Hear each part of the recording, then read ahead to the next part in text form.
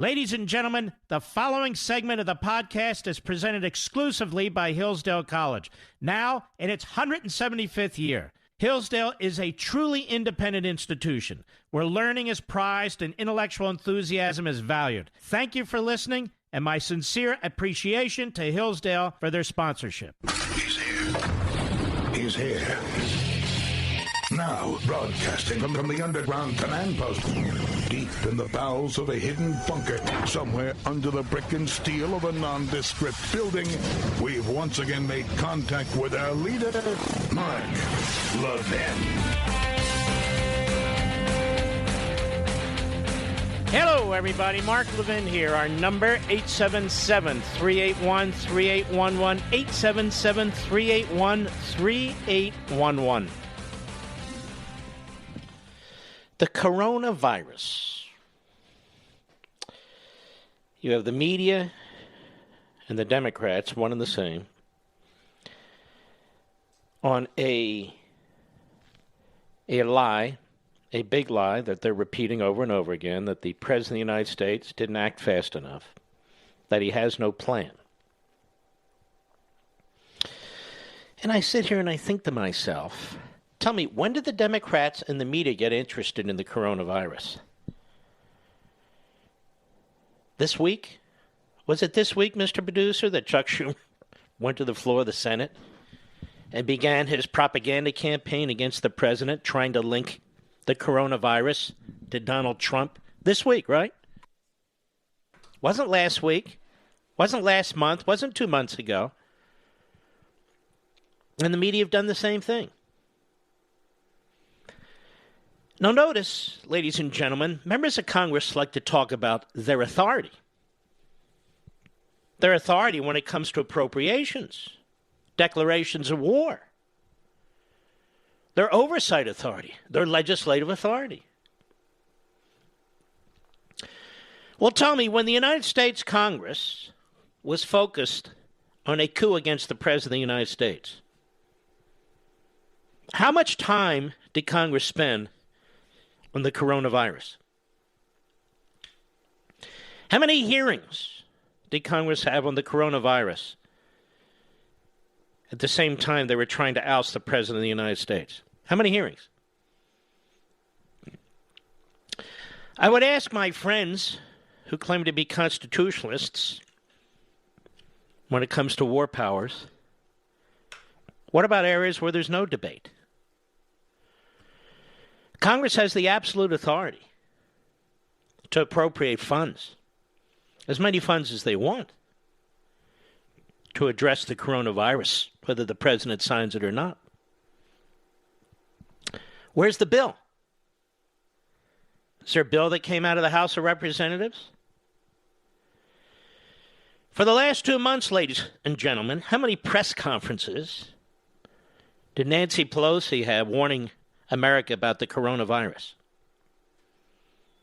She's had a few press conferences this week trashing the president, trying to link him to the coronavirus. How many shows were done on the coronavirus other than hit-and-run programs on China and so forth, on CNN, on MSNBC, on the networks? Few, if any. Few, if any. Now they're arguing over money. Chuck Schumer says it ought to be $8,480,000,000 or something like that. Kevin McCarthy says closer to $4 billion. President of the United States says, let's start with $2.5 billion.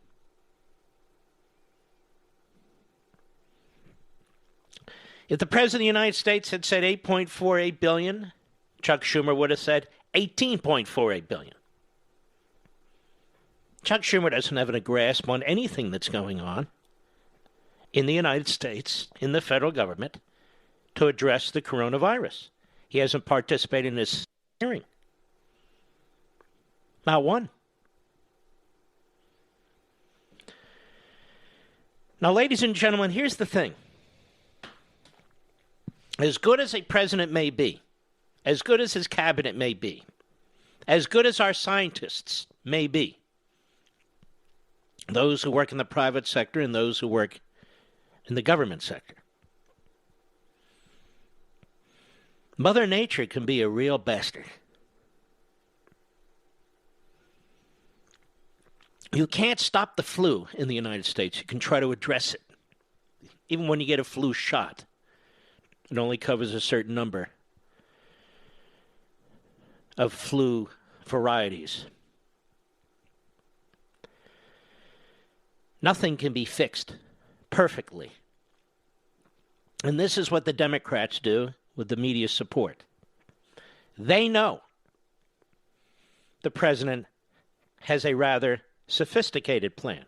They know that this virus drew the attention of the president early on. They know the president appointed a blue ribbon group to address this.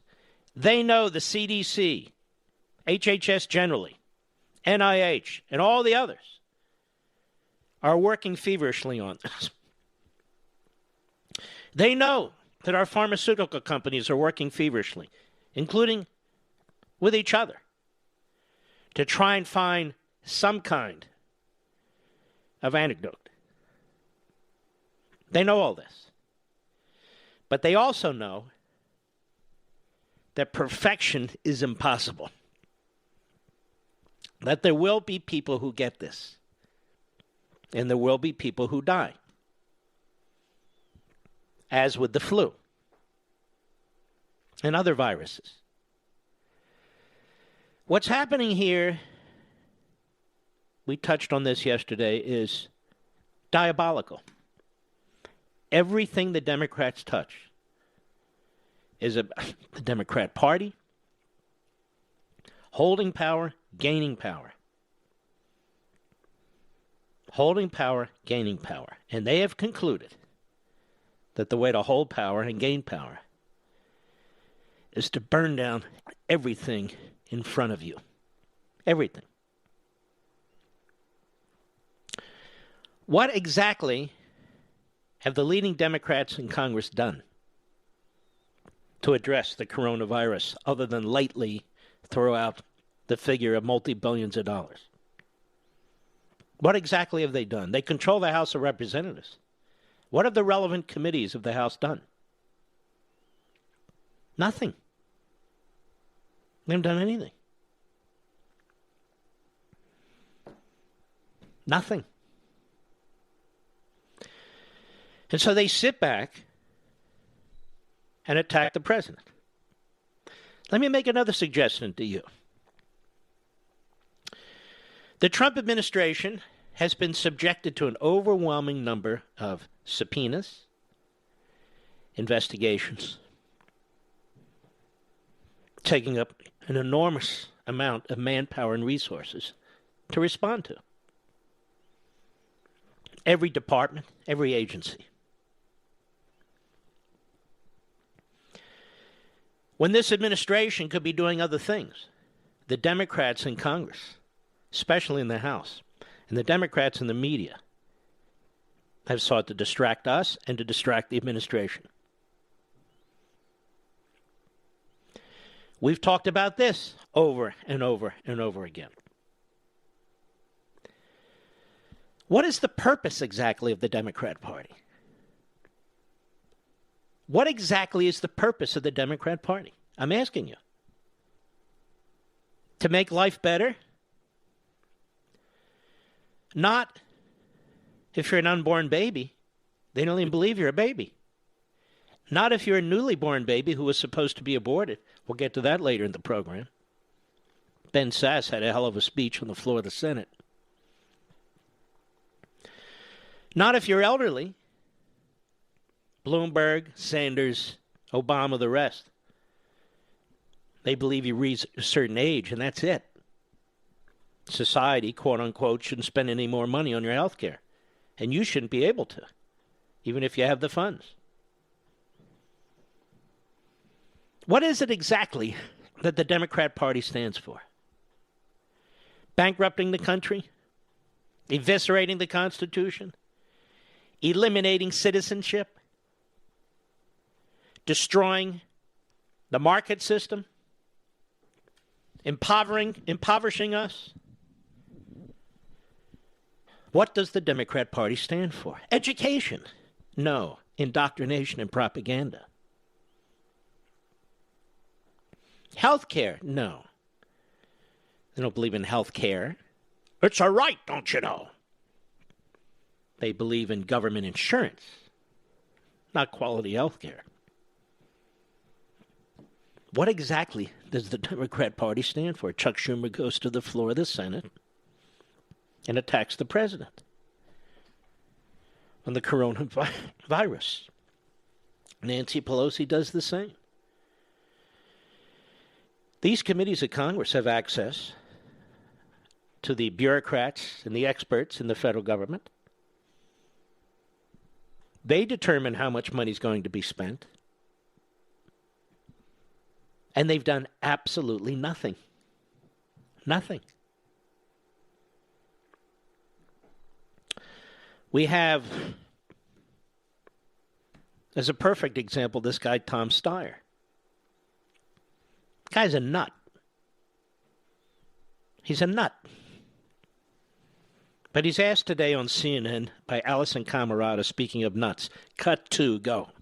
What would President Steyer do this morning about coronavirus? Well, let me say this, Let Allison. me just say this. He's going to say nothing except attack Trump. Watch. Go ahead. Mr. Trump is late. He has not understood how dramatic an impact this virus is going to have on the world. It isn't a question of what I should be doing this morning. It's a question of what I should have been doing a month or two ago, when in fact it became clear that this was the kind of thing where we needed to send our experts to China to start working on this, that we needed. Ladies and gentlemen, our experts have been working on this from the moment it became known. Experts all over the world have been working on this. That's what's been taking place. Here's what this man can't say. Here's what no Democrat can say. Secure the borders. Make sure we know who's coming into this country, because they have opposed it from day one. Isn't that one of the things that's important? Not just the ports of entry. People who come into this country, who avoid the ports of entry because they're coming illegally. What would the Democrats do? They would eliminate the Border Patrol. They would eliminate ICE. They would eliminate vetting. Anybody can come into this country. How would they stop this virus or any virus from coming into the United States when you have an open borders policy? What about our health care system? Be overwhelmed. The Democrats believe in health care for illegal aliens. If you have open borders and free health care, the nation will be overwhelmed. We won't be able to deal with crises like the coronavirus or any other virus for that matter. Our systems will implode. They'll be devoured. That's the question to Tom Steyer and the other Democrats. You have no plans but silly comments. More money. Send experts to China. Our experts are all over this. The experts in Australia, England, New Zealand, the experts throughout Europe, they're all on top of this, trying to figure it out. It's not so easy.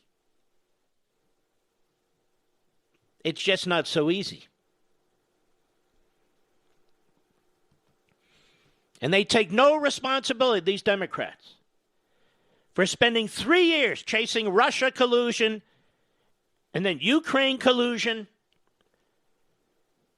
when you knew damn well some event or events would take place. And yet we would be debating the agenda of the Democrats. The agenda of the Democrats. The CDC budget has not been cut.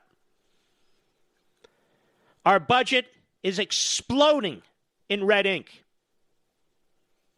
The president has not vetoed a single budget that's come to him from Congress. He has signed Congress's budgets. Even though he's objected to the amount of money that's being spent, he has signed them.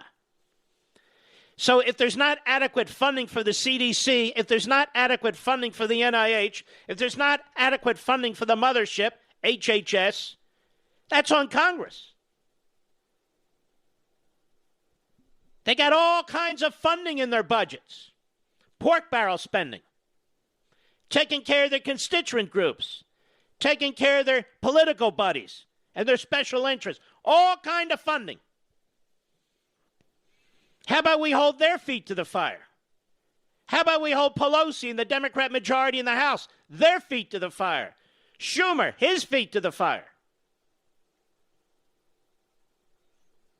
Politics all the time with these mobsters. So they use this as an opportunity to attack the president, who's been trying to secure the border, trying to figure out who's coming into this country, who did in fact grab this issue by the throat 2 months ago. Tom Steyer wasn't talking about it 2 months ago. Schumer wasn't talking about it 2 months ago. Pelosi wasn't talking about it 2 months ago. They were busy in a coup. I'll be right back. Mark Levin.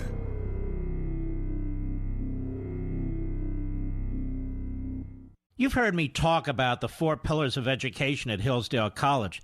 Now, these 4 pillars or purposes, learning, character, faith, and freedom, have defined Hillsdale's mission since 1844.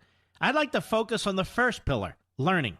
Hillsdale understands, as America's founders did, that a proper education is essential to preserving free government. Among other things, young people must be taught about America's great heritage of liberty. They must be taught about how government works and the importance of the Constitution. And they must develop the skills to become useful citizens and the virtues required for self-government. Because so many high schools, colleges, and universities fall short in these areas today, Hillsdale has expanded its mission nationwide. For example, through its free online courses, its free monthly speech digest and Primus, and the classical K through 12 charter schools it's helping to found coast to coast. Discover how you and your children can learn from Hillsdale College, too. Go to levinforhillsdale.com.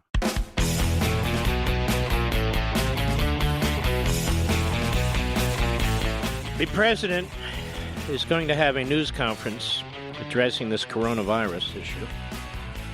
And as soon as it starts, we'll go live to the news conference. So I want all of our affiliates down the line to be aware of that. We will go live. And we will be right back.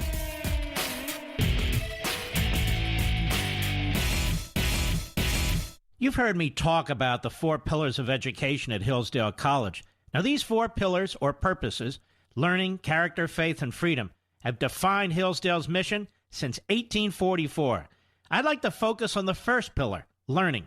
Hillsdale understands, as America's founders did, that a proper education is essential to preserving free government. Among other things, young people must be taught about America's great heritage of liberty. They must be taught about how government works and the importance of the Constitution. And they must develop the skills to become useful citizens and the virtues required for self-government. Because so many high schools, colleges, and universities fall short in these areas today, Hillsdale has expanded its mission nationwide. For example, through its free online courses, its free monthly speech digest and Primus, and the classical K through 12 charter schools it's helping to found coast to coast. Discover how you and your children can learn from Hillsdale College, too. Go to levinforhillsdale.com.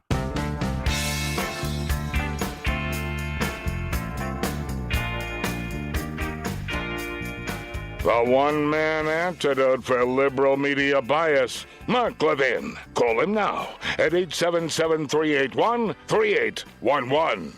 Now, this is rather extraordinary.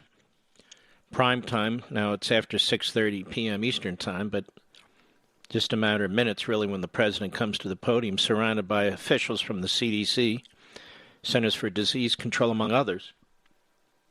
Apparently, when he was coming back from India, he had said he wanted to be briefed, and now he says, okay, let the whole country be briefed along with me, because I've been on top of this. But you need to understand, and you do, because you've been through this, we've experienced this, you're sophisticated. This won't be enough for the media or the Democrats. It won't matter. It just won't matter. If Trump had only done this, if Trump had only done that, and you're going to get this from people who all but ignored the coronavirus when they're trying to get Trump's scalp. But the executive branch is a rather enormous entity. It's got lots of offices and divisions and units who work on matters like this. The hated pharmaceutical companies, which we're supposed to nationalize or otherwise destroy, they're the ones working with the federal labs that will come up with solutions here and all over the world. Bernie Sanders won't. Chuck Schumer won't. None of them will. It is amazing when the left demands answers to complicated and difficult matters. They demand answers. The great government is so great it doesn't have any answers. It's going to take private labs working with these various federal entities to actually come up with the answers. That's how we solve polio. That's how we solve most of these problems. Meanwhile, the attacks on the president are just terrible. Annia Presley, one of these stooges, one of the radical left-wing stooges in Congress, here's what she said on CNN yesterday. Cut 3. Their plan is no plan. And the fact of the matter is that we are ill-equipped. You know, here's the thing. We'll continue with her in a minute. Turn to these politicians who hate the president. All right, here's the president. Thank you very much. Before I begin, I'd like to extend my deepest condolences to the victims and families in Milwaukee, Wisconsin. Earlier today, a wicked murderer opened fire at a Molson Coors Brewing Company plant, taking the lives of 5 people. A number of people were wounded, some badly wounded. Our hearts break for them and their loved ones. We send our condolences. We'll be with them. And it's a terrible thing, terrible thing. So our hearts go out to the people of Wisconsin and to the families. Thank you very much. I've just received another briefing from a great group of talented people on the virus that is going around to various parts of the world. We have, through some very good early decisions that were actually ridiculed at the beginning, we closed up our borders to flights coming in from certain areas, areas that were hit by the coronavirus and hit pretty hard. And we did it very early. A lot of people thought we shouldn't have done it that early, and we did, and it turned out to be a very good thing. And the number one priority from our standpoint is the health and safety of the American people, and that's the way I viewed it when I made that decision. Because of all we've done, the risk to the American people remains very low. And we have the greatest experts in the world, really in the world, right here. The people that are called upon by other countries when things like this happen. We're ready to adapt, and we're ready to do whatever we have to as the disease spreads, if it spreads. As most of you know, the level that we've had in our country is very low, and those people are getting better, or we think that in almost all cases the better are getting. We have a total of 15. We took in some from Japan. You heard about that, because they're American citizens and they're in quarantine. And they're getting better too. But we felt we had an obligation to do that. It could have been as many as 42. And we found that it was just an obligation we felt that we had. We could have left them, and that would have been very bad, I think, American people. And they're recovering. Of the 15 people, the original 15, as I call them, 8 of them have returned to their homes, to stay in their homes until fully recovered. 1 is in the hospital, and 5 have fully recovered. and one is, we think, in pretty good shape, and it's in between hospital and going home. So we have a total of, 15 people, and they're in a process of recovering, with some already having fully recovered. We started out by looking at certain things. We've been working with the Hill very, very carefully, very strongly, and I think we have very good bipartisan spirit for money. We were asking for $2.5 billion, and we think that's a lot, but the Democrats and I guess Senator Schumer wants us to have much more than that. And normally in life I'd say we'll take it. We'll take it. If they want to give more, we'll do more. We're going to spend whatever's appropriate. Hopefully we're not going to have to spend so much, because we really think we've done a great job in keeping it down to a minimum. And again, we've had tremendous success beyond what people would have thought. Now, at the same time, you do have some outbreaks in some countries. Italy and various countries are having some difficulty. China, you know about where it started. I spoke with President Xi. We had a great talk. He's working very hard, I have to say. He's working very, very hard. And if you can count on the reports coming out of China, that spread has gone down quite a bit. The infection seems to have gone down over the last 2 days. As opposed to getting larger, it's actually gotten smaller. In one instance where we think it's somewhat reliable, it seems to have gotten quite a bit smaller. With respect to the money that's being negotiated, they can do whatever they want. I mean, we'll do the 2.5. We're requesting 2.5. Some Republicans would like us to get 4, and some Democrats would like us to get 8.5. And we'll be satisfied whatever it is. We're bringing in a specialist, very highly regarded specialist, tomorrow, who works actually at the State Department. Very, very tremendously talented in doing this. I want you to understand something that shocked me when I saw it, that I spoke with Dr. Fauci on this, and I was really amazed, and I think most people are amazed to hear it. The flu in our country kills from 25,000 people to 69,000 people a year. That was shocking to me. And so far, if you look at what we have with the 15 people, and they're recovering, one is pretty sick, but hopefully will recover. But the others are in great shape. But think of that, 25,000 to 69,000. Over the last 10 years, we've lost 360,000. These are people that have died from the flu, from what we call the flu. Hey, did you get your flu shot? And that's something. Now, what we've done is we've stopped non-U.S. citizens from coming into America from China. That was done very early on. We're screening people, and we have been at a very high level, screening people coming into the country from infected areas. We have in quarantine those infected and those at risk. We have a lot of great quarantine facilities. We're rapidly developing a vaccine, and they can speak to you. The professionals can speak to you about that. The vaccine is coming along well, and in speaking to the doctors, we think this is something that we can develop fairly rapidly, a vaccine for the future, and coordinate with the support of our partners. We have great relationships with all of the countries that we're talking about. Some it's a fairly large number of countries. Some it's one person, and many countries have no problem whatsoever. And we'll see what happens. But we're very, very ready for this, for anything, whether it's going to be a breakout of larger proportions or whether or not we're at that very low level.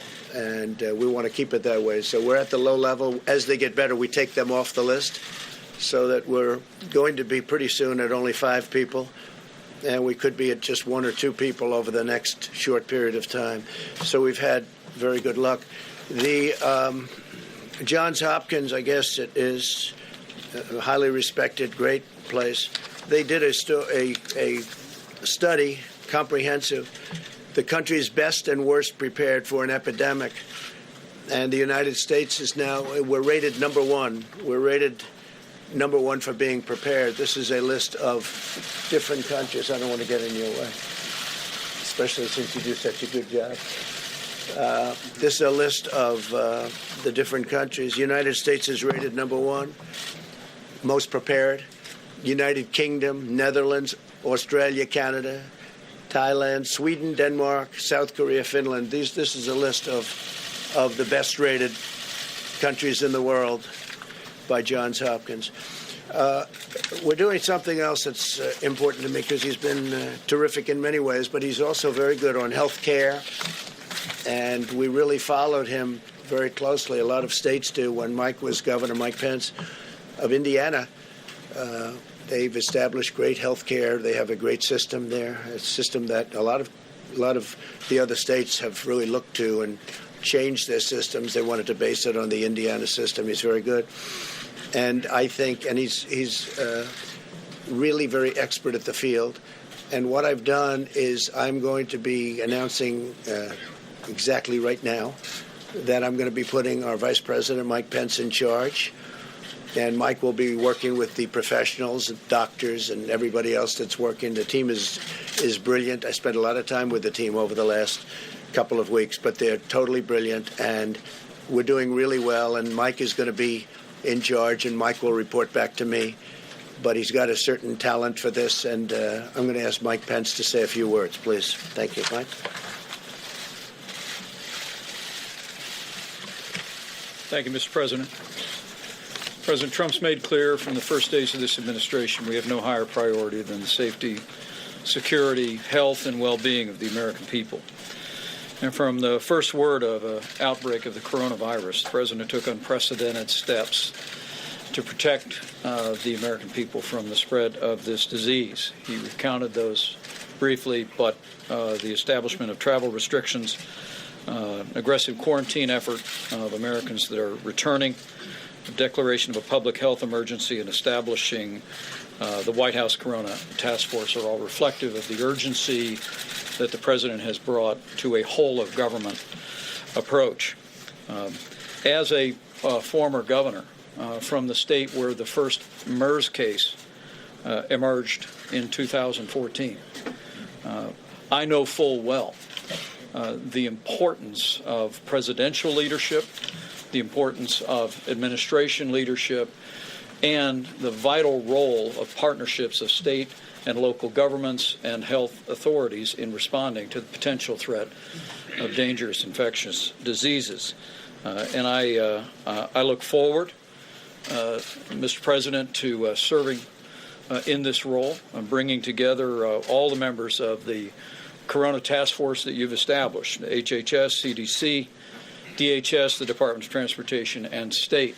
This team has been, at your direction, Mr. President, meeting every day since it was established. My role will be to continue to bring that team together, to bring to the President the best options for action to see to the safety and well-being and health of the American people. We'll also be continuing to reach out to governors, state and local officials.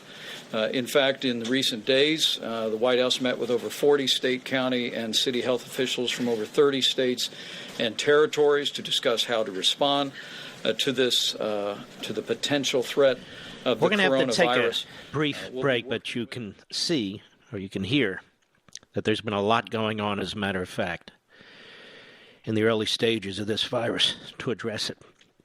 There have been a total of 15 cases in the United States so far. One person still seriously ill, the others in various levels of recovery. President said if Congress wants to give them $8.5 billion or $4 billion, whatever it is, they'll take whatever the amount is and they'll spend it. They asked for $2.5 billion. So there's really no need for all this politicization, except if you're a Democrat and this is all you know, to burn everything down. I'll be right back. Mark Levin.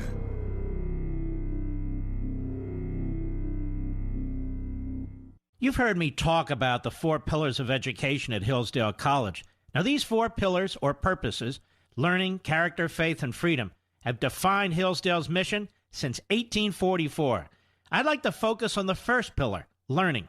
Hillsdale understands, as America's founders did, that a proper education is essential to preserving free government. Among other things, young people must be taught about America's great heritage of liberty. They must be taught about how government works and the importance of the Constitution. And they must develop the skills to become useful citizens and the virtues required for self-government. Because so many high schools, colleges, and universities fall short in these areas today, Hillsdale has expanded its mission nationwide. For example, through its free online courses, its free monthly speech digest and Primus, and the classical K through 12 charter schools it's helping to found coast to coast.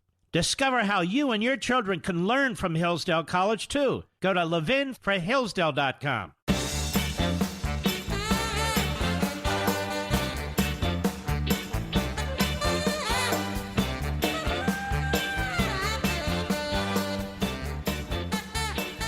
During the break, I've been listening to this press conference, and it's extremely impressive what this administration has been doing.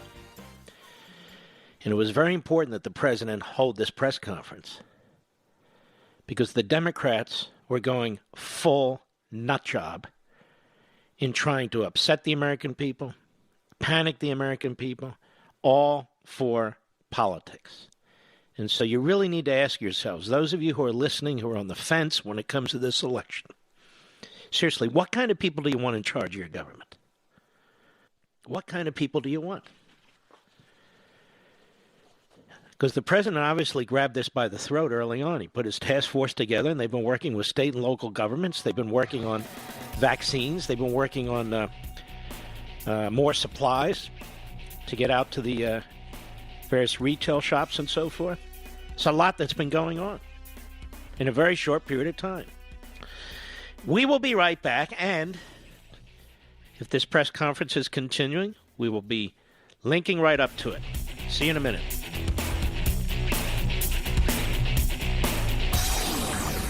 From the Westwood One Podcast Network. He's here. Now, broadcasting from the underground command post, deep in the bowels of a hidden bunker, somewhere under the brick and steel of a nondescript building, we've once again made contact with our leader, Mark Levin.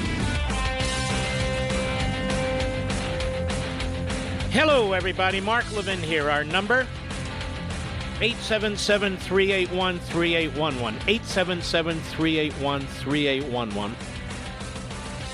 So far, we know this coronavirus has spread mightily in China, in parts of Asia. You know, we are fortunate, really, to be in such a magnificent country with an ocean on either side, on both coasts. We really are. And to have the neighbors to the north and the south, yes, and the south that we have. What the Democrats are doing here really is diabolical. You know, the President of the United States has really done a great job on this so far, and he ought to get credit for it. He's not a demigod. He can't prevent the virus from spreading into the United States. We're a massive country. We have a lot of people who go into this country and leave this country. Millions a day. We have huge borders. The president's been trying to get those under control, despite the Democrats and some Republicans fighting him. He's been trying to get a vetting system in place to figure out who's coming here and why. The courts have even fought him. He's been trying to get the Food and Drug Administration to more quickly process life-saving and life-extending drugs. He's been doing all the right things. Excuse me. Somebody needs to invent a vaccine for bronchitis, Mr. Producer. But anyway, I'm old enough, and many of you are old enough to know that the Democrats use these health issues to create health scares. They do it all the time. Now, I'm going to talk about this briefly, and it will be completely misinterpreted by vicious, radical, left-wing propagandists who do not have the best interests of the country in mind. They do not. Whether it's war, whether it's health issues, they see politics all the time. There's a pathology in the media and on the left. That is to frame science in the context of a crisis. We have the climate change crisis. Before that, we had the global warming crisis. Before that, we had the global cooling crisis. But there's always a crisis. Always. And there's always misrepresentation and fear-mongering. Misrepresentation and fear-mongering. You heard that today and yesterday with Chuck Schumer and Nancy Pelosi. And the pathology works something like this. An event occurs, as I wrote about in Liberty and Tyranny 11 years ago. An event occurs. Say food contaminations discovered, or instances of a new disease arises. Or, as is increasingly the case, government agencies such as the FDA, or the CDC, or the EPA, or nonprofit organizations, the Center for Science in the Public Interest, Sierra Club, released a new study identifying a frightening new health risk. Urgent predictions are made by experts. And the media accepts without skepticism. But here we have urgent predictions made by political hacks, which may or may not come true.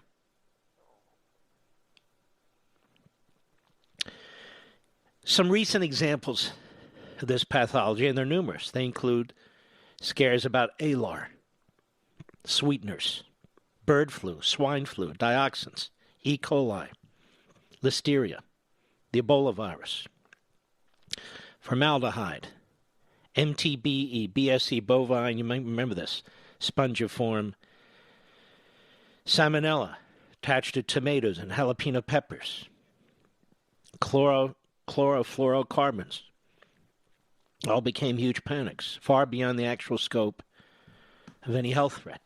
Now, I'm not saying that the coronavirus is such a thing. Maybe it'll blow up into a massive health threat.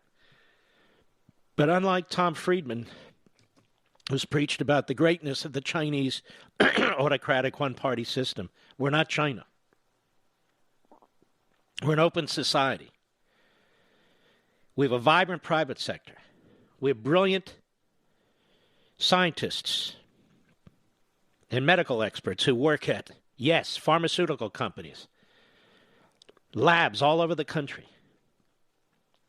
work with NIH, the CDC, and other entities within the federal government and state governments. The president tonight has been completely in control, utterly presidential, as he's been talking about this.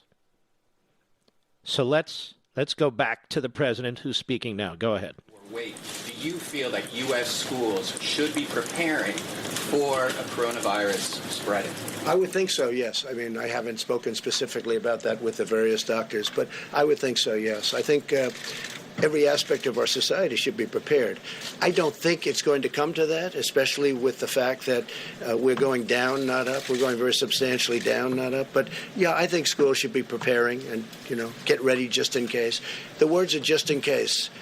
We don't think we're going to be there. We don't think we're going to be anywhere close. And, again, if you look at some countries, they are coming down. It's starting to go in the other direction. This will end. This will end. You look at flu season, I said 26,000 people. I never heard of a number like that. 26,000 people going up to 69,000 people, doctor, you told me before. 69,000 people die every year from 26 to 69, every year from the flu. Now think of that. It's incredible. So far, the results of all of this that everybody's reading about. And part of the thing is you want to keep it the way it is. You don't want to see panic because there's no reason to be panicked about. But when I mentioned the flu, I said, actually, I asked the various doctors, I said, is this just like flu? Because people die from the flu. And this is very unusual. And it is a little bit different, but in some ways it's easier and in some ways it's a little bit tougher. But we have it so well under control. I mean, we really have done a very good job. Go ahead.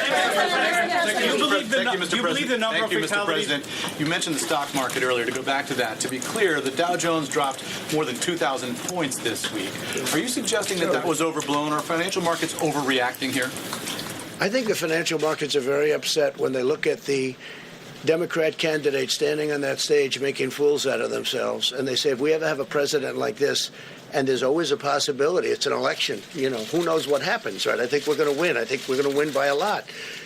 But when they look at the statements made by the people standing behind those podiums, I think that has a huge effect, yeah. Had to do with the coronavirus? No, I think it did. But I think you can add quite a bit of sell-off to what they're seeing, because they're seeing the potential. Again, I think we're going to win. I feel very confident of it. We've done everything and much more than I said we were going to do. You look at what we've done. What we've done is incredible with the tax cuts and regulation cuts and rebuilding our military, taking care of our vets and getting them choice and accountability. All of the things we've done, protecting our Second Amendment. I mean, they view that, the Second Amendment, they're going to destroy the Second Amendment. When people look at that, they say, this is not good. So you add that in. I really believe that's a factor. But no, this is what we're talking about is the virus. That's what we're talking about. But I do believe in terms of CNBC and in terms of Fox Business, I do believe that that's a factor, yeah. And I think after I win the election, I think the stock market's going to boom like it's never boomed before. Just like it did, by the way, after I won the last election. The stock market the day after went up like a rocket ship. At what point would you be considering loosening the travel restrictions regarding China? When we're at a point where we don't have a problem. We're not going to loosen the travel restrictions. That's what saved us. Had I not made, Mike alluded to it, had I not made a decision very early on not to take people from a certain area, we wouldn't be talking this way. We'd be talking about many more people would have been infected. I took a lot of heat. I mean, some people call me racist because I made a decision so early. Yes, and we had never done that as a country before, let alone early. So it was a bold decision. It turned out to be a good decision. He said nobody from China. He was called a racist. Racist because I made that decision, if you can believe that one. We have to all work together. We can't say bad things, and especially when we have the best team anywhere in the world, and we really gave it an early start. You're going to see Schumer and Pelosi are just going to keep at it. They're not going to want to work together. The president is complete control here, cool as a cucumber, totally presidential, because he knows he's taking steps and has been taking steps to address this early on, and he's got his experts in charge. Go ahead. And increase staff. We know all the people. We know all the good people. It was a question I asked the doctors before. Some of the people we cut, they haven't been used for many, many years, and if we ever need them, we can get them very quickly. And rather than spending the money, and I'm a business person, I don't like having thousands of people around when you don't need them. When we need them, we can get them back very quickly. For instance, we're bringing some people in tomorrow that are already in this, great government that we have, and very specifically for this. We can build up very, very quickly, and we've already done that. I mean, we really have built up. We have a great staff, and using Mike, I'm doing that because he's in the administration, and he's very good at doing what he does and doing as it relates to this. Yeah, go ahead. Go ahead, please. Thank you, Mr. President. Yeah, go ahead. So far, your administration. I picked him, but you're fine. So far, your administration is only testing less than 500 people, and health officials are questioning whether that's enough, comparing to other countries who have tested more than tens of thousands of people. Are you planning to test more people? Well, we're testing everybody that we need to test. And we're finding very little problem. Now, you treat this like a flu. We were, in fact, I might ask one of the doctors to come up and explain it. You want to wash your hands a lot. You want to stay, if you're not feeling well, if you feel you have a flu, stay inside, sort of quarantine yourself. Don't go outside. But there are certain steps that you can take that we won't even be necessary. You know, in many cases, when you catch this, it's very light. You don't even know there's a problem. Sometimes they just get the sniffles. Sometimes they just get something where they're not feeling quite right. And sometimes they feel really bad. But that's a little bit like the flu. It's a little like the regular flu that we have flu shots for. And we'll essentially have a flu shot for this in a fairly quick manner. Yeah, go ahead. Mr. President, 2 weeks ago, Mr. President, your acting OMB director was in this room and was talking about what he expects to be GDP growth for this coming year. He said it was 3%, and we've talked about the effects of the coronavirus on the supply chain, the declines in the financial markets. Are you still confident that you'll see that kind of economic growth this year? No, we're going to have tremendously low unemployment. We're setting records in that way. In fact, the administration is, as you know, the lowest average unemployment of any administration in history, and our numbers are very low, very good, 3.5, 3.6. But you can't really see what this does in terms of GDP. It could affect it, but that's irrelevant compared to what we're talking about. We want to make sure it's safe. Safety number one. Listen to how focused he is on this. He will not be distracted by these curveball questions. We're doing great. But this will, just like, I'll tell you what has a big impact. Boeing has a big impact. How did that happen? A year ago, all of a sudden, that happened. I think that took away a half a point to a point even. You know, it's a massive company. I think Boeing, we had the General Motors strike. That was a big impact on GDP. And, of course, we're paying interest rates. I disagree with the head of the Fed. I'm not happy with what that is because he's kept interest rates. President Obama didn't have near the numbers, and yet, if you look at what happened, he was paying zero. We're paying interest. Now, it's more conservative, and frankly, people that put their money away are now getting a return on their money as opposed to not getting anything.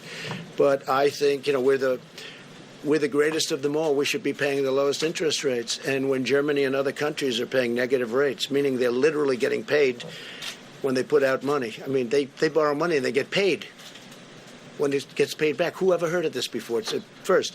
But we don't do that. So I totally disagree with our Fed. I think our Fed has made a terrible mistake, and it would have made a big difference as good as we've done, even without the 2,000 points. And we started off at 16,000, and we'll be at 28,000 without. We were going to crack 30,000. We have had increases like nobody's seen before. But we're doing well, but we have to watch. We're doing well anyway, in other words, even despite the 2,000 points. It sounds like a lot, and it's a lot, but it's not. It's very little compared to what we've gone up. But we'll be watching it very closely. But we have been hurt by General Motors. We've been hurt by Boeing, and we've been hurt, in my opinion, very badly. Now, listen to how he's been speaking this entire time compared to that debate last night. We're really a bunch of know-nothings.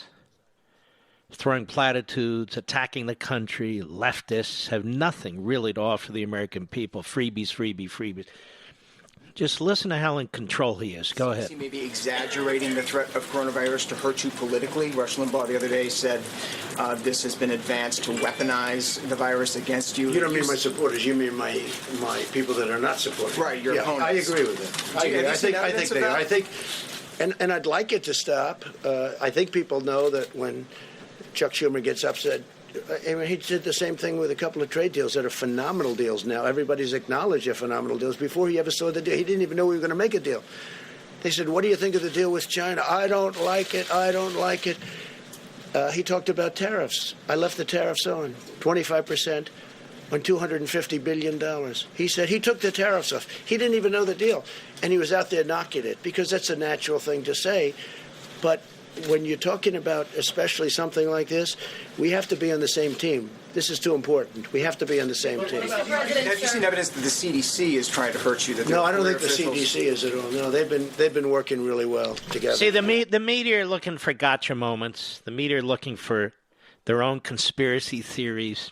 The media really, as a group, are such a disservice to the American people. Here we have this situation with the coronavirus, and listen to some of these questions. They're absurd. We'll be right back. Mark Levin.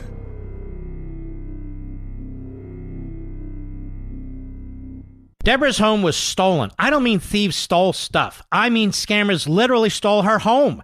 The FBI calls home title theft one of the fastest growing white-collar crimes. This story is why you need Home Title Lock. Deborah says criminals found the title to their home online and filed fraudulent documents claiming they owned it.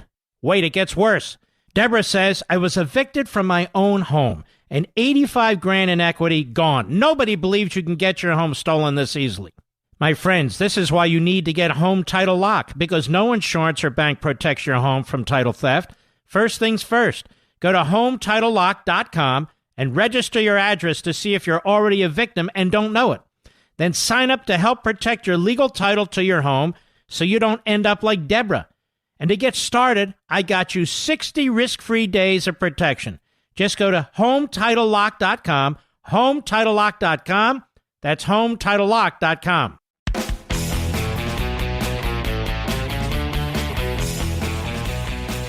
The press is so hostile and confrontational and trying to catch the president, trying to create a divide between his health experts and the president. There's nothing that separates the two. The president has been very logical, very rational about the things he's saying. I just feel the press have completely lost their way. Here we have this coronavirus. It's a big enough issue that the president wants to talk about it. He's surrounded by the government's experts. He's talking about it. He's as transparent as can be. He's up there. He's been up there, Mr. Perdue, almost an hour now. And so have the experts. And he's talked about what they're doing, what they're going to do, that this is a priority, that Schumer and Pelosi should be working with him, that everybody should be working together. This is too important to play politics with. He's a uniting figure. He's cool as a cucumber. He's in control, very temperate, going through the science, telling people what they can do in their own lives, wash your hands and do all these other things, simple things that you can do. And the press is hostile, looking for contradictions, looking for battles, quoting them from 2014. It's really quite appalling. The press is supposed to be giving us information that is useful to you and your family from the president and the administration. I'll be right back.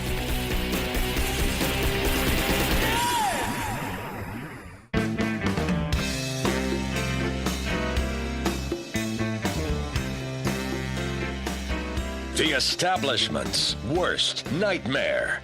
Mark Levin. Call in now. 877-381-3811. That was an outstanding 1 hour, virtually, press conference where if you listen to the president, not so much the questions later, you were informed about what's taking place. You're not panicking. Completely rational. Under control. Presidential. Irrational. Out of control is and will be the media and the Democrats. It's sad. They feel they benefit from a pandemic or an epidemic. They obviously do. Otherwise, why conduct yourself the way they've conducted themselves? And they'll have their media mouthpieces, some of whom are paid for, like Media Matters, some of whom are left-wing hacks, like Mediaite, others, all of CNN, all of MSNBC, all the networks, line up, cherry-pick what the president said, try to make him sound irrational and brash, but he was none of those things. Cool as a cucumber. Absolutely in charge. And he said, look, it's not inevitable that we'll have the spread of this virus in a significant way. But it's not inevitable that we won't. That we're going to do everything we can to contain it. That's the issue, containment. But the liberals and the Democrats, they don't like containment. They don't like securing the borders. If they had their way, there'd be no border patrol. There'd be no ICE. Probably the airports, there'd probably be no TSA if they had their way. Or any of it. Their policies, open border policies, attacks on law enforcement, federal, state, and local, would clearly result in the spread of this virus. President Trump's not afraid to step in and say, okay, nobody from China until we can get this thing cleared up. You think Bernie Sanders would say that? Joe Biden, any of them? No, they wouldn't. Absolutely sensible, competent, really quite outstanding.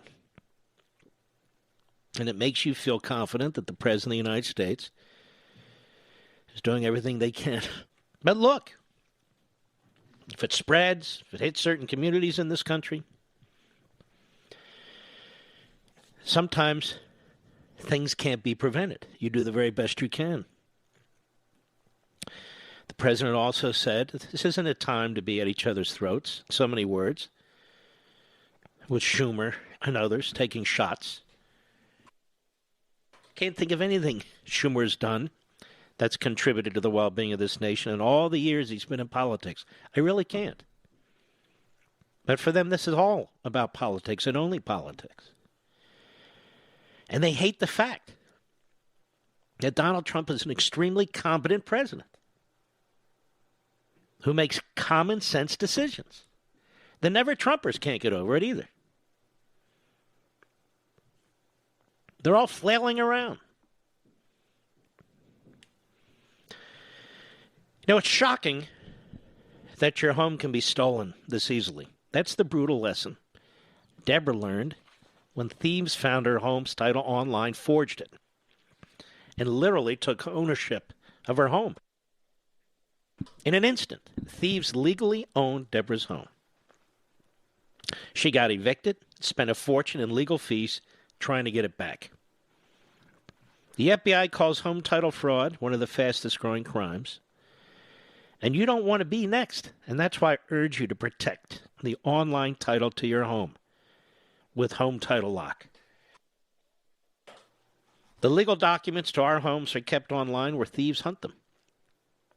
They forge the documents stating you sold your home.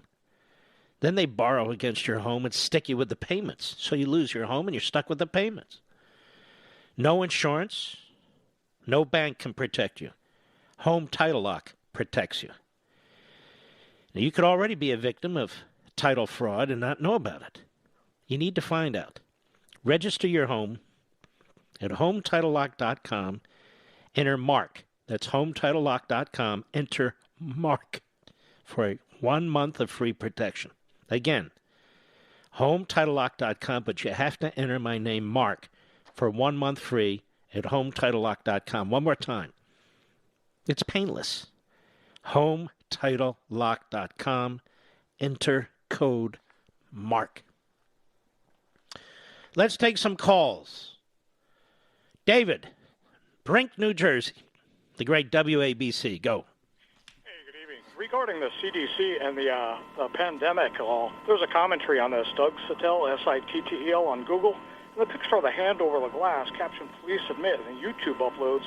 The guy admits putting... All right, thanks for your call. I don't know what the hell he's talking about. Do you, Mr. Producer? Hey, guess what? When you go on the internet and you put your hand on there and you Google this and you... Who cares?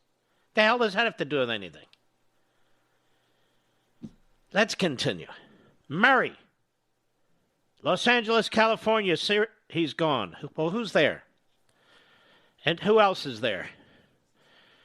Moses, Long Island, New York, the great WABC. Go. Hey, Mark. How you doing, brother? Long time no speak, man. All right, brother. What's cooking? Well, I want to make a statement, and I want to tell you what I think is going on. First and foremost, President Trump looks so sharp, and everything he just said, that whole speech was so calming for me as far as this whole coronavirus thing is going on. Here's what I think is going on, because this I feel like this has happened to me in my life. I started a new job a few years ago, Mark, and when I went in there, right, all the guys that have been there for years, they were so tough on me, and they were relentless. I mean, every single thing that I did that was even close to being wrong or anything like that, I mean, they put it on blast. They shined a light on every step that I took. And little did they know that, being that I stuck it out, eventually they turned me into a pro inside and out at this company. And I think that's... Uh-oh. We lost you, Moses. I think what Moses is saying, or what he was going to say there, and I'm not 100% sure, is this is what they've done with the president. The president's more of a pro than any of them are because of the way they've treated him. So I think that could be true, but I think he was a pro going in, quite frankly. This is about crisis management, or potential crisis management, I should say, and the president's very good at it. Compare the way he has spoken, the calmness of what he's saying, his discussion of the issue, his connection with the American people, his use, in fact, of the scientific and medical experts in the government. Compare what you just heard to what Chuck Schumer's been doing, going to the Senate floor and screaming at the top of his lungs. Or the incoherent and Tourette's-ridden Nancy Pelosi and how she conducts herself. And they manage nothing. They can't even hold proper hearings. He said, you want to spend $8.5 billion? Go ahead and pass it. $8.5 billion, $4 billion, fine. Trump didn't come up with $2.5 billion. His experts did. They said they need $2.5 billion, but apparently Schumer's a bigger expert. He's a bigger expert, Schumer. So he says, okay, pass what you'll pass. We'll spend what you have. But he's been advised $2.5 billion. Okay, $8.5 billion. The left seems to think you just throw money at stuff and something will happen. It doesn't work that way. It never works that way. All right, who do we have, Mr. Producer? KJJR, the great state of Montana. Mark, how are you, sir? I'm doing great. How are you this evening? Well, I'm hanging in there with one lung, basically. Anyway, go ahead. So I believe that the infrastructure problem, the medical infrastructure problem we have in the United States right now is because of Nancy Pelosi and Chuck Schumer spending so much time attacking the President of the United States that they failed to address the healthcare issues in the United States. They have plenty of opportunities to improve our healthcare system, to improve the basic immunity of the general population, and they did not address it. Instead, this is a good point, Mark. Can you list one important substantive thing that the Democrats have done since they've controlled the House? Just one serious thing that has benefited the American people? There's nothing. Nothing. Anything that they initiated, even the trade deal the president talks about with Canada and Mexico and China, that trade deal as well. He didn't get it. It wasn't Pelosi and the Democrats. He basically had to go to them and persuade them to support it. That's right. Do you think that... And look at the border now. He's done more to secure the border than any president in modern history. They can attack him on the left, the right, any president in modern history. We're in a better position now, not a great position, but a better position to monitor who's coming into this country. The Democrats talk about getting rid of the Border Patrol, getting rid of ICE, getting rid of detention centers. Tell me, how would you cope with the coronavirus if you followed the Democrats' prescription? You couldn't. Absolutely. No way. Absolutely not. Do you think that the $8 billion that Schumer is pushing is somehow he's recognizing that they failed to build the infrastructure, and so now they're desperately trying to do something? No, I don't think so. I don't think so. I think he's just trying to one-up the president. What? Tell me something. Where was Chuck Schumer 2 months ago? Why didn't he propose $8.5 billion 2 months ago? Don't they have hearings? Isn't that their legislative function? Don't they appropriate money? Where was Nancy Pelosi 2 months ago? I'll tell you where both of them were. They were busy with impeachment and trying to remove the president of the United States. And they have to be held to account for their conduct. That's right. All right, my friend. Excellent call. We'll be right back. Mark Levin.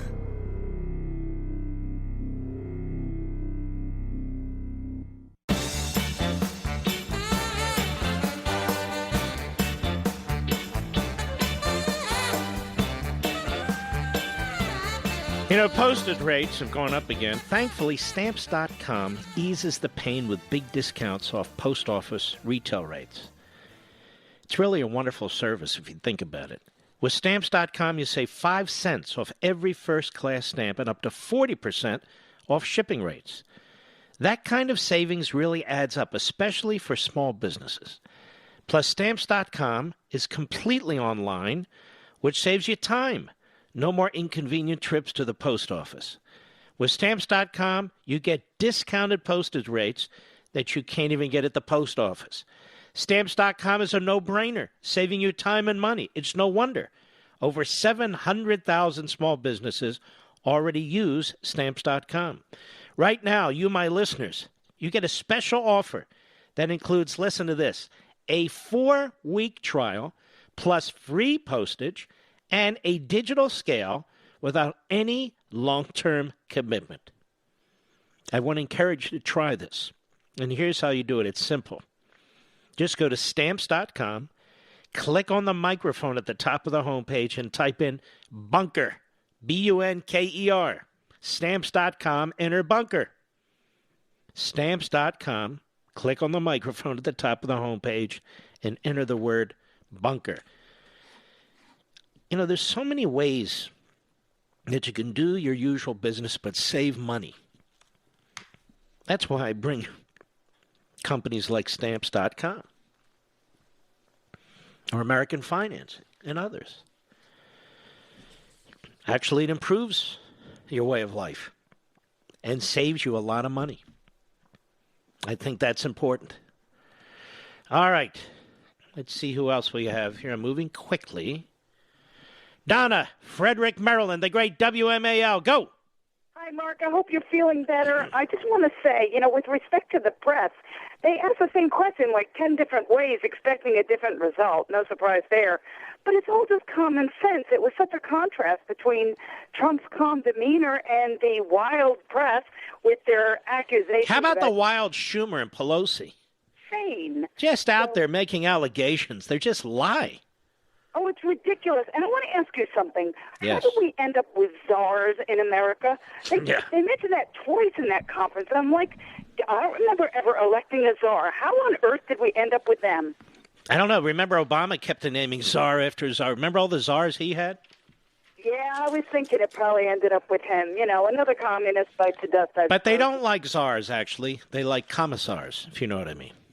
Yeah, absolutely. But, I feel like at least we know the disease could go either way. But the big takeaway is finally, after reading everything on this, on every medium, Mark, I feel comfortable knowing that we will at least do our best with preparing the people, educating our people, and having the best. And Donna, before you go, here's the thing. If you're really concerned about this, seriously, and I don't want you to go or run to Walmart or Target or CVS or any of the rest, Walgreens, get a box of those masks, should the occasion arise. Make sure you wash your hands thoroughly. Make sure you take the wet ones with you, or whatever you call them, when you go on a plane, and wipe down the seatbelt buckle and wipe down the tray. Do a few basic things like that. If you see somebody's coughing and hacking, stay away from them. President Kennedy's right. In a lot of public places, you have hand railings. Try not to touch them.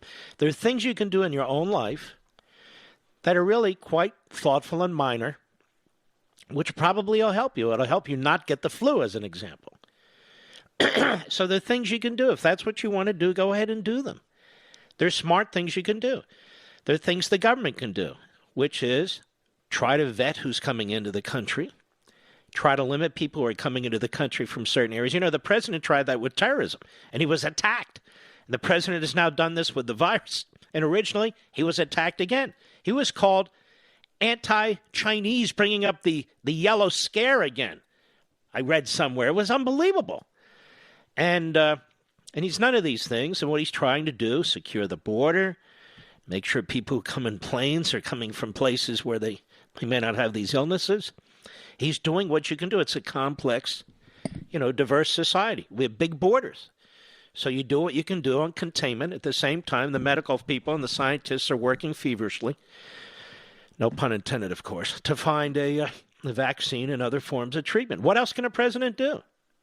Exactly. I think he's doing the best he can considering the circumstances. And if other people accuse him otherwise, I think that's being really unfair. But nothing. What has Chuck Schumer done? Yeah, exactly. Zero. Nancy Pelosi. What hearing has Chuck Schumer and Nancy Pelosi attended? Name one. I can't think of a thing. Now, and they've had some hearings in Congress, but they haven't attended any of them. No. It's a joke. It really is a joke. 2 months ago, did either of them propose $8.5 billion? No. And they get on the floor of the Senate, and she gets in front of a microphone, and they just start yelling like mental patients. President has no plan. He's not prepared. Well, if you heard him tonight and you heard his staff tonight, they have a plan, and they are prepared. Doesn't mean you can contain it completely. Doesn't mean there won't be an outbreak. I'll give you an example. We have sanctuary cities all over this country, don't we? Yes, and they're trying to do that in my crazy But hold on a second. That's not my point. We have sanctuary cities all over this country. And so these people aren't being vetted. We don't know if they're ill. We have Democrat cities, metropolitan areas, where this thing can spread very, very fast. That are protecting people who are here illegally. Some of them are criminals. The feds can't even get to them. Well, isn't that a health problem, as it turns out? Yes. Of course it is. All right, Donna, thank you very much. So what exactly are the Democrats doing as a matter of policy to try and contain this? I'm serious. We know they want to spend $8.5 billion. What about the borders? What about sanctuary cities? What about vetting people who are coming here? What about supporting law enforcement? What about? I'll be right back. From the Westwood One Podcast Network. Ladies and gentlemen, this final hour of the podcast is sponsored exclusively by AMAC, the Association of Mature American Citizens. Now over 2 million conservative members strong, AMAC believes in and stands up for the values that we care about: faith, family, and freedom. Thank you for listening, and please support AMAC. And you can become a member at amac.us/join. He's here. He's here. Now, broadcasting from the underground command post, deep in the bowels of a hidden bunker, somewhere under the brick and steel of a nondescript building, we've once again made contact with our leader, Mark Levin.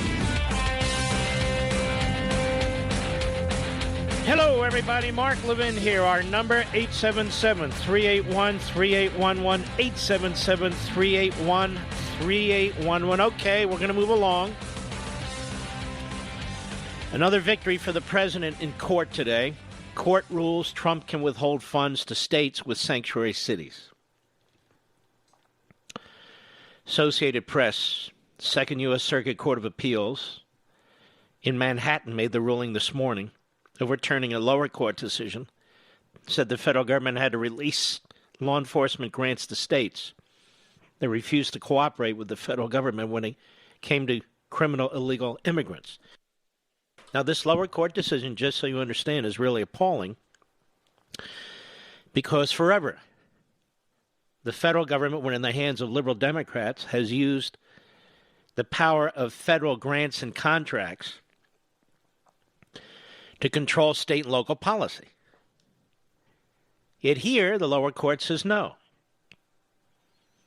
So the circuit court, the Second Circuit, said yes, that it could. And the states that it oversees, the circuit, is New York, New Jersey, Massachusetts, Rhode Island, Connecticut, Virginia, and Washington. Actually, that's wrong. Virginia's in the Fourth Circuit. But that's all right.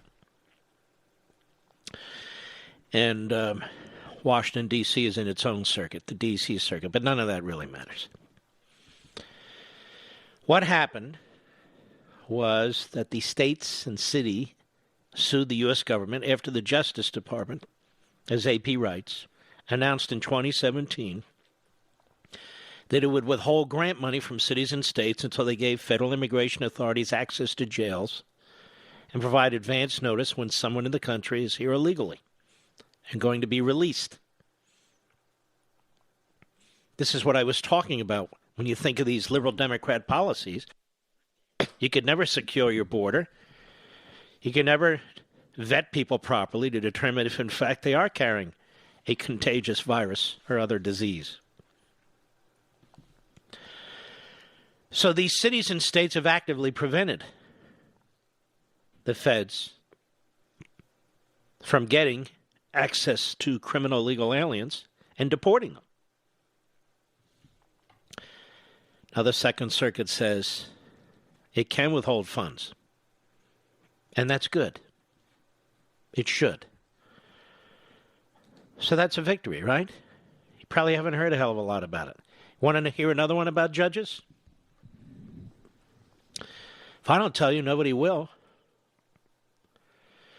This is from Law and Crime, a Dan Abrams production.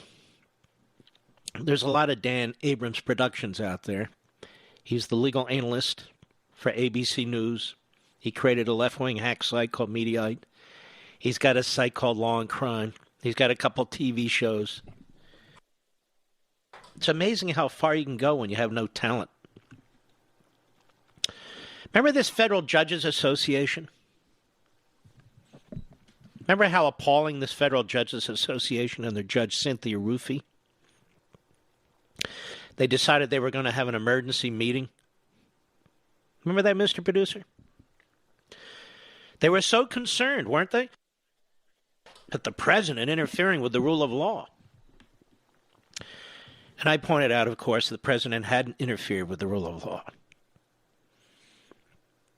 Well, it was very strange. Even at Law and Justice, a left-wing site, they say, it's a little weird that the Federal Judicial Association, or the Federal Judges Association, was getting involved in a highly political matter pending before the judiciary, and that would be the Roger Stone case. And the president of that group, U.S. District Judge Cynthia Ruffey, said, "We just couldn't wait until April to discuss matters of this importance." Seemed pretty obvious what she meant. But U.S. Circuit Court Judge Jose Cabranes, also a member of that association, had some words of warning for his judicial colleagues. He wrote in an email to Judge Ruffey that was eventually widely reported. He said, "I urge you to come off this precipice and to withdraw from active politics in the name of federal judges of this country. If you don't do so, you risk confusing the public about the role of the courts in our constitutional order, and thereby deepening the crisis in confidence in our institutions." This is what I have said about Judge Jackson, Amy Berman Jackson, who has done grave damage to the judiciary because of her lack of integrity and impartiality. So now, they write, though the FJA is conducting the mother of all backpedals, insisting that the speculation that the impromptu meeting was about Trump and Stone and Bill Barr was entirely erroneous. Wow. Wow, isn't that amazing?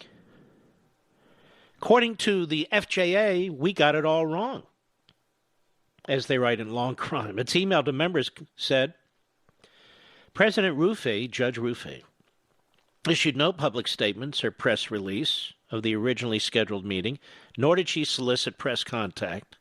It goes on. At no time was there any intent to involve the FJA in any political controversy or in any pending case. Well, they're lying, of course. That's exactly what they did, and they got all this attention and all the rest. And notice how little attention there is to this.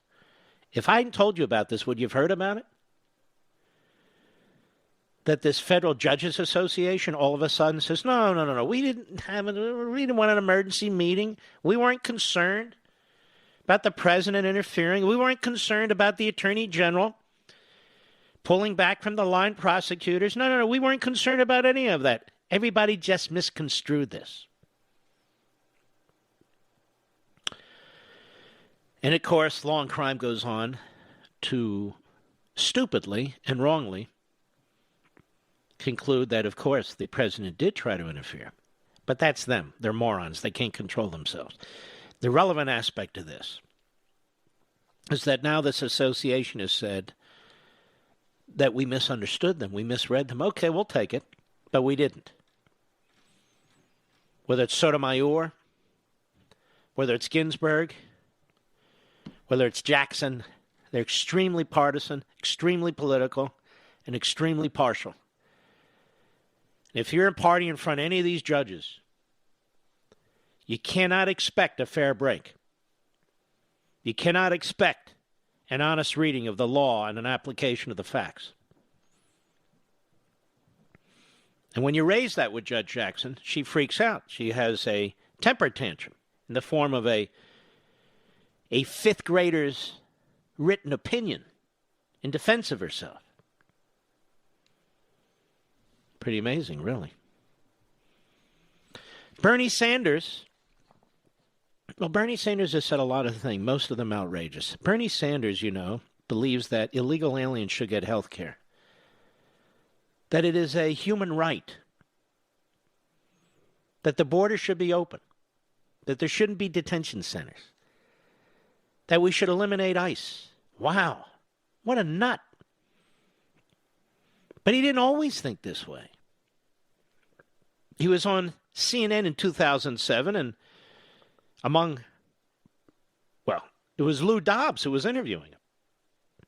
Bernie Sanders had a very different view about illegal immigration, and his view back then, 13 years ago, was identical to the view of the big labor unions and the civil rights organizations in this country, including Latino civil rights organizations.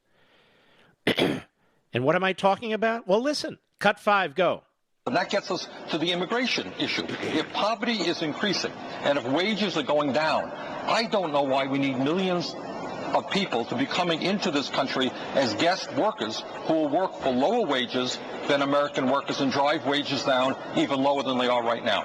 And as we know, the principal industries which hire the bulk of illegal aliens, that is construction, landscaping, Lou, I just heard something. Those are all industries in which wages are declining. I don't hear that discussed on the Senate floor by the proponents of this amnesty legislation. That's right. They have no good response. I just read something today that a lot of people coming into this country are coming in as lifeguards. I guess we can't find, that's right, we can't find American workers to work as lifeguards, and the H-1B program has teachers, elementary school teachers. Right. Well, Yeah, and that H-1B program, we got to watch Senator Ted Kennedy sit there with the sole witness being one Bill Gates, the world's richest man, tell him he wanted unlimited H-1B visas, obviously uninformed as to the fact that 7 out of 10 visas under the H-1B program go to Indian corporations that are outsourcing those positions to American corporations in this country, and that 4 out of 5 of those jobs that are supposed to be high-skilled jobs are actually Category 1 jobs, that's right, which is low-skilled. Well, you raise a good point, and that this whole immigration guest worker concept is the other side of the trade issue. On one hand, you have large multinationals trying to shut down plants in America, move to China, and on the other hand, you have the service industry bringing in low-wage workers from abroad. The result is the same. Middle class gets shrunken and wages go down. I wish I had this before the caucuses in Nevada, Mr. Producer, where some huge percentage of the Latino population in Nevada voted in the caucuses for Bernie the Red Sanders.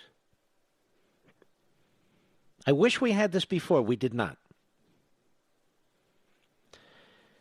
And so the position Bernie Sanders has taken with respect to the border is really pretty close to the president's position. But not today. Because Bernie Sanders believes in open borders. Back then, he believed in closed borders. This was the same position back then of the AFL-CIO. The Teamsters. The United Farm Workers. The same position of the Democrat Party left. For the most part, not exclusively, but for the most part. That bringing in all these guest workers, illegal and legal, would drive down the wages of American workers even lower than they are now. Now, the Democrat Party has completely reversed course because they see the effects of immigration, basically open immigration, has on their politics and their party. You turn Colorado blue. You turn California blue. You're close to turning Texas purple and on to blue, game over. You're turning Florida more and more blue. You've taken Virginia. You're actually on the precipice of taking Georgia. And so the Democrat Party has figured out, screw people on low wages. We'll just get new people. More and more of whom will vote for the Democrat Party. Now, you know damn well, if the new wave, constant wave of immigrants in this country were voting for Republicans, the Democrats would continue with Bernie Sanders' view and the old AFL-CIO and liberal Democrat view, which is immigrants are driving down the wages of American workers.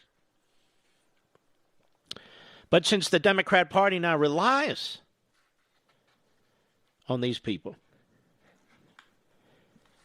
to change red states to purple and purple states to blue, then they switch their position. They even create and defend so-called sanctuary cities and sanctuary states. And now this is where we are today. You see, we live and breathe for the Democrat Party. The Democrat Party.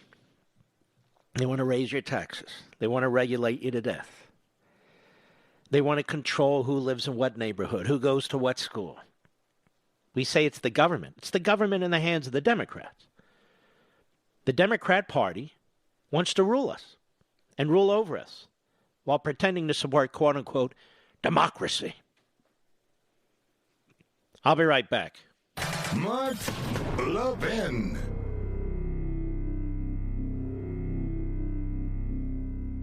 AMAC, the Association of Mature American Citizens, is one of the fastest-growing organizations in America. Now over 2 million conservative members strong, and I'm one of them. AMAC believes in and stands up for the values that we constitutional conservatives care about. More than talk, AMAC fights. A full-time presence in Washington, AMAC pushes back against reckless spending, disasters like Medicare for All, and the expanding reach of the federal government. And beyond advocacy, joining AMAC gives you access to a wealth of benefits and discounts, including special member-only rates on car insurance, travel discounts, cell phone plans, and a hell of a lot more. And if that's not enough, you'll get AMAC's bi-monthly magazine, full of insightful articles on issues that matter to most of us, we conservatives. As I said, I'm an AMAC member, and you should be too. Join today at amac.us. That's AMAC.us. Stop supporting the liberal agenda that the other 50-plus organization has been pushing for. Join AMAC instead. AMAC.us.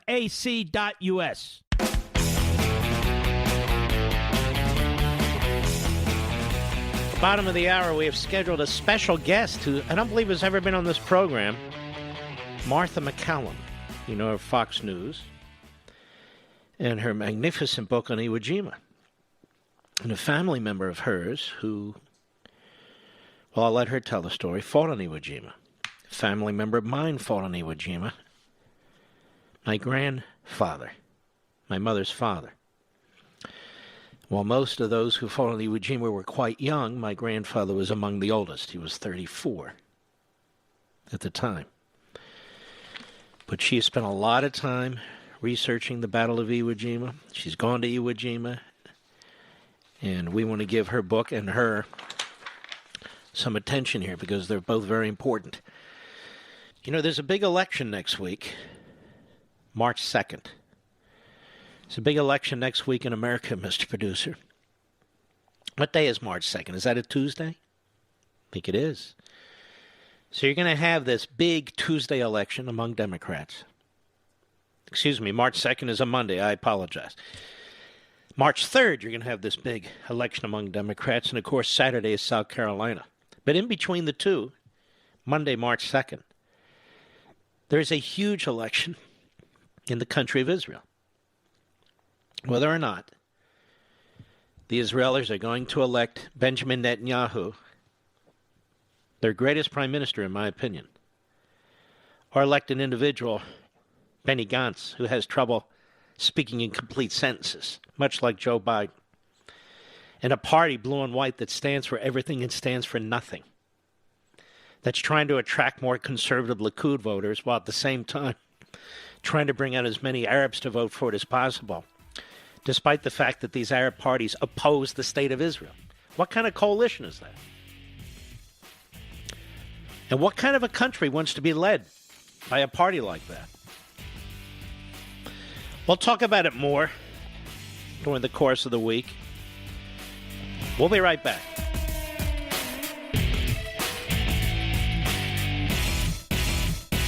AMAC, the Association of Mature American Citizens, is one of the fastest growing organizations in America. Now over 2 million conservative members strong, and I'm one of them. AMAC believes in and stands up for the values that we constitutional conservatives care about. More than talk, AMAC fights. A full-time presence in Washington, AMAC pushes back against reckless spending, disasters like Medicare for All, and the expanding reach of the federal government. And beyond advocacy, joining AMAC gives you access to a wealth of benefits and discounts, including special member-only rates on car insurance, travel discounts, cell phone plans, and a hell of a lot more. And if that's not enough, you'll get AMAC's bi-monthly magazine, full of insightful articles on issues that matter to most of us, we conservatives. As I said, I'm an AMAC member, and you should be too. Join today at amac.us. That's AMAC.us.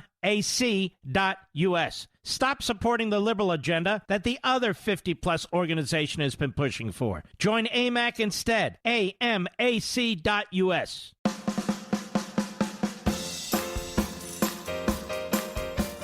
Mark Levin, America's Paul Revere. Call him now at 877-381-3811. Martha McCollum, how are you, my friend? I'm great, Mark. How are you? Very, very well. I don't know if you've ever been on this radio program, but it will be I have not. It'll be painless for you. It's a pleasure. Thank you for having me.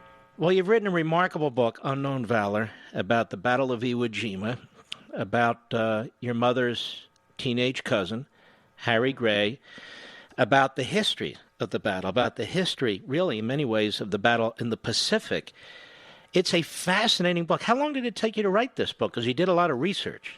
Yeah, it took close to 3 years from the very beginning until finishing it. I started the process with by going up to Clifton, New York, and sitting down with my Aunt Nancy, who is Harry's sister, and just kind of pouring through all of it with her because I'd heard so much growing up, and my mom had always shared Harry's letters with us, and I just found them so moving as a teenager. They just broke my heart reading them, and I just really wanted to dig into the story. And then when I started doing that, I realized that to write the book, I really needed to start with Pearl Harbor and weave in these stories and tell the story of the Pacific Theater, at least the path that was taken by these Marines through the Solomons and the Gilberts and the Marshalls and up into the Marianas. So I wanted to weave it all together. That's the kind of book that I love to read, when there are sort of personal stories woven in with history that help bring it to life. So that's what I was trying to do. Tell us about Harry Gray. He was an 18-year-old, just had graduated from Arlington, Massachusetts, had a girlfriend that he met in a bowling alley, who he was really in love with, according to his friends that I have since gotten to know, who he was with overseas.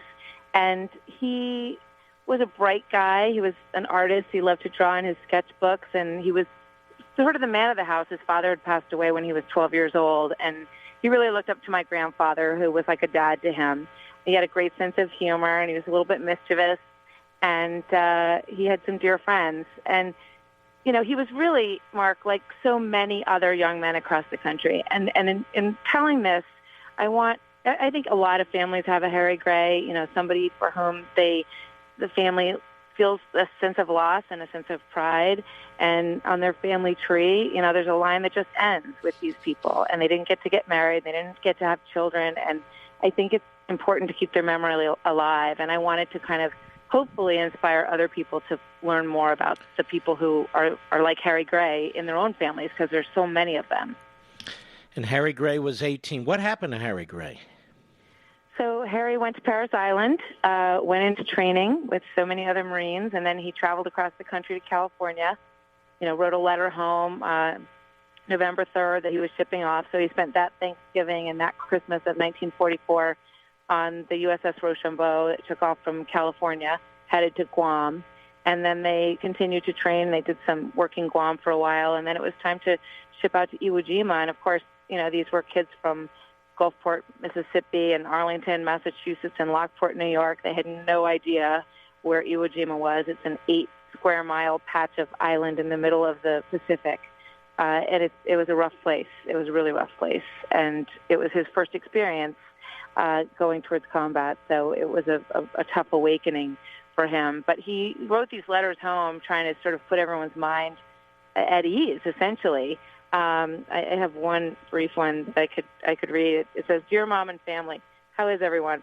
I'm fine except a slight cold, which I should be rid of soon. I suppose you're wondering where I am. Well, the place is Iwo. I've been here a week, and believe me, it's no picnic. I'm praying to get off this place soon, but it looks like another week yet. I've not been to the front lines, but it sure has been hot where I am. The first few days I was dodging mortar shells and artillery every minute, and now it seems to be mostly over. Our Marine artillery is firing over our heads continually right now, and it's bang and whistling of shells. 2 other fellows and myself are in a hole, and you can bet it's very secure. We've worked hard by putting bags all around it and on the roof. We had 1 air raid, Mom, and you can bet I was plenty scared. The living conditions are good, and the chow is surprisingly good, and plenty of it. I can only write 1 letter a day, so please tell Dot I'll write her tomorrow. Please don't worry, everything is under control. Well, Mom, I'll go into it more about this place later, and we'll write every chance I get. Bob and George are here. All my love, Harry." And George is someone who wrote a letter to my grandfather after Harry was killed, telling him how brave Harry was and how close they were, and that they had played football back together in Massachusetts and opposing high schools before they went overseas. And I didn't think George was still alive, but toward the end of writing the book, I went through my files on him one more time, and I found a piece of paper that said that he was looking for his military records and that they'd been lost in a move from New England down to Florida, and there was an address in Florida. So the first thing I did was, start doing obituaries for George Coburn because I assumed that he was no longer with us. He would be 94 years old. But there was an address and there was no obituary. And by 9 o'clock the next morning, I was on the phone with George. And when I called him and I said, "Hi, it's Mr. Coburn. This is Martha McCallum and Harry Gray's niece," he just went silent. And then he said to me, "Martha, I think about Harry all the time. And I think he would have lived a better life than I did." And then we just launched into this wonderful conversation. He's just the sweetest man, and I've gotten to know him, which has been wonderful. Well, I personally want to thank you for doing this. My grandfather, my mother's father, fought at Iwo Jima. Did he? He was 34 years old. He was one of the oldest Marines. Yeah. And my father really signed up. He didn't know him, obviously. He was 17. He went in the Army Air Corps. But my grandfather fought at Guam and Iwo Jima, and he signed up with my great-uncle who fought at Guadalcanal. And for you to spend the amount of time that you have writing this fabulous book, taking time out of your life to go to this island, which is in the middle of hell. It is nowhere. And to see where these men fought, where they couldn't even get their feet in the ash. And that's right. And we bombarded that island over and over again, but the Japanese had dug in, hadn't they? They had. They said, that the Japanese weren't on Iwo Jima, they were in it, and they had dug 11 miles of tunnels into the island. And some of the people who fought there that I spoke with said, I never saw one Japanese soldier. They were in the island and shooting from sniper positions that were really well concealed, and they were determined. They didn't think they were going to win, ultimately, but they were determined to cause an enormous loss of life on the American side. General Kurabayashi said, take 10 American lives before you lose your own. And they weren't very fond of taking prisoners either, were they? No. That was, at that point, that was not something that they were doing. And, a lot of the Japanese, they didn't want to survive the island either. So after they killed as many people as they could, they generally took their own lives because it was the Bushido spirit. It was considered, a shameful thing to go home from the war. This is a remarkable book. It's not just an everyday book where a host comes up and says, hey, I wrote a book. This is a very thoroughly researched book. It'll pull at your heartstrings. Martha McCallum, the book is Unknown Valor. I want to encourage you to go to my social sites, Mark Levin Show Facebook, Mark Levin Show Twitter. Go directly to Amazon, any major bookstore. But you ought to order it tonight and take a look at it. And, one of the great things, in my view, Martha, that's missing in this country is history. These battles, every one of these battles, the loss of life, what these men and women did. It could be another battle, but Iwo Jima was particularly horrific, wasn't it? It was. Robert Sherrod, who was a Time magazine war correspondent, was on a lot of these islands, and he said, I never saw the things that I saw at Iwo Jima on these other islands because, they waited, Kurobayashi waited until the divisions were up high on the beaches before they sort of let loose on the Marines who were on those beaches. And because there was such a long aerial bombardment, the Marines started to think that maybe it had worked, but about 30 minutes into that D-Day invasion, they realized that there were many 21,000 Japanese soldiers with snipers aimed at them and mortars aimed at them. I wonder how many veterans from that battle are left. Do they have any idea? It's hard to say. I've asked that question of the Iwo Jima America Association, and we have a gathering actually that's happening this Saturday in Arlington, Virginia, and we're trying to get as many of these veterans together as we can. And I think there's going to be more than 50 of them attending. And George Coburn, who I met, and Charlie Gubish, who's 101 from Pennsylvania, and their families, and my Aunt Nancy are all going to gather at this on Saturday so that these men can spend some time together and we can honor them on this 75th anniversary. So I will ask them again. I haven't gotten a good answer. I think it's really hard to know. But I was surprised, actually, at how many of them were still around. And the ones who are around are pretty spry and pretty impressive and so humble. They're just really great men. You point out even your little facts, many things I didn't know, your little facts about the men who raised the flag. When did they raise that flag, that famous memorial at Arlington, and what happened to them? So the flag raising happened on D+4, so it was the 5th day of the battle, and they had surrounded Suribachi. The 23rd Marines had surrounded Suribachi, and were told to kind of scale the side and clear out, any positions that were still there. And they went up. There were actually 2 flag raisings. The first flag raising was a smaller flag, and then one of the commanders from down on the beach said, no, bring that one down and let's get a big flag up there. So the second flag raisers were the group of 5 that you see in that famous statue in Arlington that is the United States Marine Corps monument. And of those 6 men who raised that second flag, within days, 3 of them were dead. And the killing went on for 31 more days.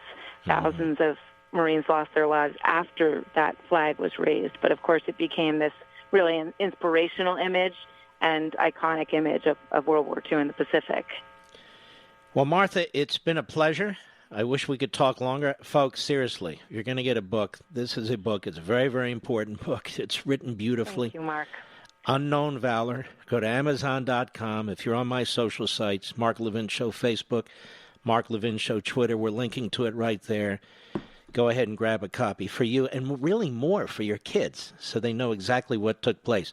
Good luck with this book, and God bless you. Thank you, Mark. I really appreciate talking with you, and I'm so glad to hear the story about your family member there, too. And I wish you all the best. Thank you very much. I truly appreciate it. You too. Be well. She is a class act, and I've met her once at Rush Limbaugh's wedding, as I recall. Nicest person in the world. Excuse me, and a real journalist to boot.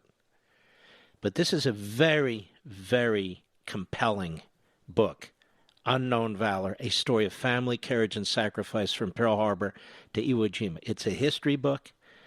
It's also a personal memoir in ways, and she speaks for her lost mother's cousin, Harry Gray. It's very, very sad. But that battle was unbelievable. And I bet you it's not taught in many schools. But I want to encourage you to get a copy, Unknown Valor. Again, I link directly to it, Amazon, on my social sites. So if you happen to be there, happen to be hanging around, grab your copy or go directly to Amazon.com. This book should be the #1 book. I'll be right back. Mark Levin.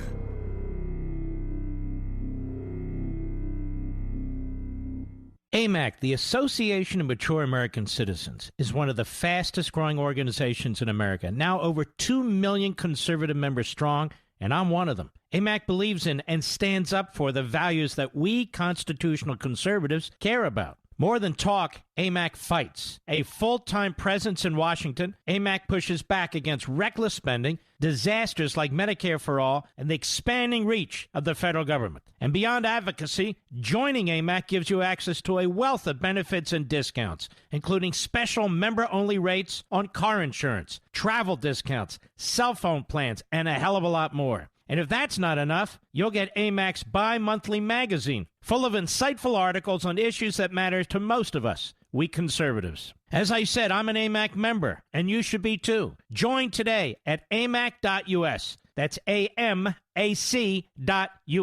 Stop supporting the liberal agenda that the other 50-plus organization has been pushing for. Join AMAC instead. AMAC.us.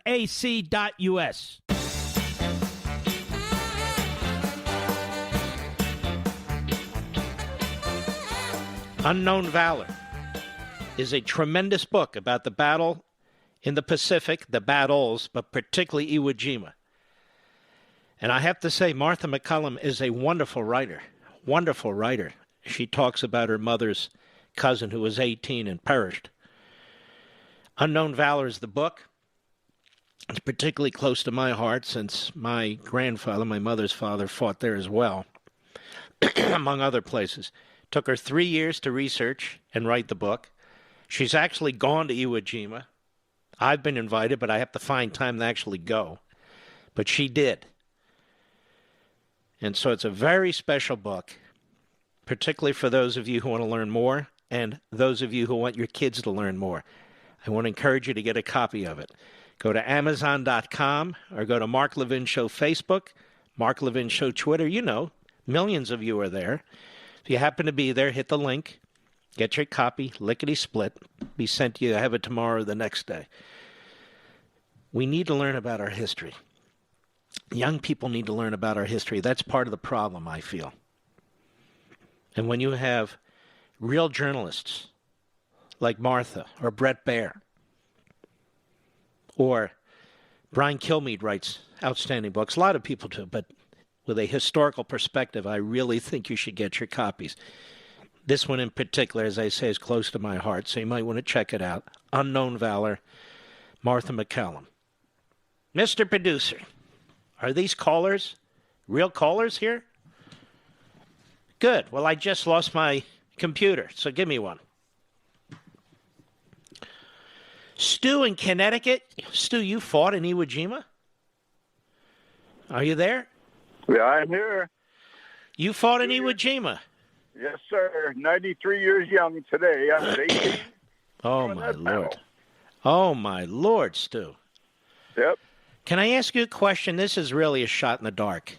Way out in the dark. Did you ever know a Marine by the name of Mo Rubin? No, I did not. All right. Just was curious. Oh, sorry. No, that's all right.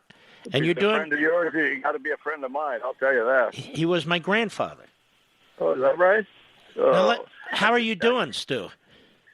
Well, a few years back, I called and said we're about to lose our house. Yeah? I told you God had everything under control. You sent me a gift. No. Just tell me about it. Tell me about your house. We're still in it. You got your house? We're still in it, and I'm healthy. Thank God. Just keep me going. Wow. I'm a survivor, I'll tell you. But I did take a prisoner on him. Yeah. He was in a cave on the side of Mount Suribachi. He was sitting up there, and we looked up and saw him. About 4 of us went up. I was the only one who didn't have a weapon. He kissed my feet.